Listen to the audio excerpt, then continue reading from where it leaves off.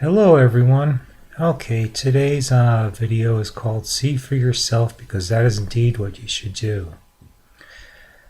In the previous video I've said a lot of things that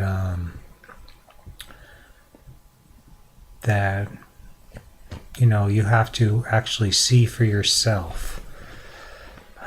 And there, because this is not a belief system. This is something that is self-evident. You can see it for yourself. It takes no belief whatsoever. And it's like, Buddha said, don't believe anything you hear anyone say, even if you hear me saying it. And the reason I think he said this was not because you should be cynical or disbelieving of everything everyone says, or all trying to lie to you or anything like that. It's just that it will never be of any use to you until you see it for yourself. This is why belief systems are falling apart. They don't work, because even, until you experience it and it sinks in, because what we're trying to do is move the mind from the ego, from the I, to the reality of, we're trying to move the mind to educate it on its true identity. And this, you can't. The mind needs to see it for itself. You can say a million times. I remember in my seeking days, I would go and say, "Yeah, that sounds really good. That sounds great." But until I actually saw it for myself and experienced it and had the aha moment, and hopefully you'll have many aha moments where all of a sudden a new revelation takes hold and you see it for yourself and it becomes readily apparent. Okay, so without going blah blah blah, I want to give you a way to experience the awareness that you are. Okay, if you want to do this with me, you can do a guided meditation for, just hopefully a couple of minutes, just so you get a little taste. You could certainly do this much longer on your own if you want, if you don't, whatever. Okay, so anyway, what I'm going to do now is you just close your eyes, okay? And it depends how far along you are, but frequently I hear everyone say about meditation is the monkey mind, the thoughts, they won't leave them alone. I can't stop the thoughts. Well, the idea is not to stop the thoughts, because the ego thrives on conflict. The ego wants that rub. It loves it. That's what it lives for.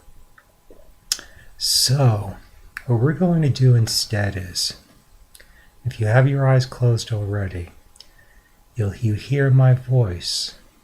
You feel things on your skin, you feel the temperature of the room, and now with your awareness, you're looking at the thoughts about all these things. And the trick to this is to constantly step back into awareness, because the ego wants to co-opt everything, and it will. It picks up on things very quickly. And so what we're going to do now is I'm going to shut my big mouth for a little bit, and while I'm doing this, all kinds of thoughts will pass through your mind, like, why am I listening to this idiot on YouTube tell me to look at my thoughts, or blah blah blah. But hopefully it will give you at least a few seconds. All of a sudden, when you watch your thoughts, they will slow down and even stop. And if it's your first time doing this, you'll be fascinated by it, and the thoughts will jump back in. You don't get disappointed. You don't go, "Oh, I can't believe I did. I did it." Just your strength is that awareness, and this is the first glimpse, and this is your rock. This is what you are, this awareness. Okay? And you're just always stepping back in awareness to watch the new thoughts that crop up over the old thoughts and they'll try to attach to one another. Okay, so let's do that now.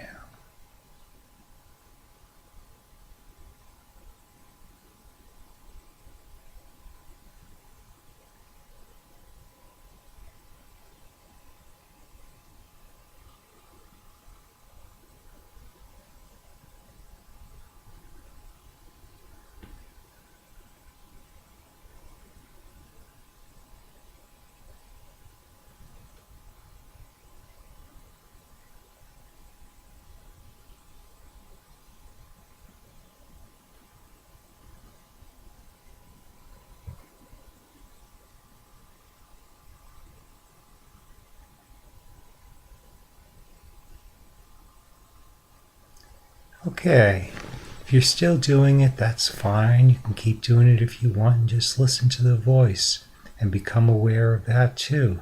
Become aware of this voice. And just put your awareness on it. Put your awareness on everything. And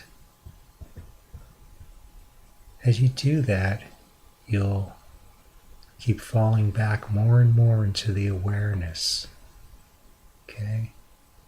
And then later we'll do some other popular things called awareness of awareness. And that's a really good one. Because at a certain point awareness will seem like an object to you. You won't really realize it's you for quite a while, probably, depending once again how far along you are. And the awareness will appear to be growing, but actually it's always been here. It's you or changing. It's the mind that's changing, learning who's the boss, really. Okay? Because the mind's taking its orders from this egoic Vasana. But you could see the ego, and it's not your enemy. It's just doing its job. You can see it with awareness. And awareness has no judgment of anything. It's just aware. It's just simply aware. Okay? And the reason why the mind quiets down is because something superior to it is watching it, because the ego, the mind, like I said yesterday, the ego, the mind, the vastness, everything are all dependent on consciousness, on awareness, on you. Okay? It's been great talking to you. Talk some more next time. Bye.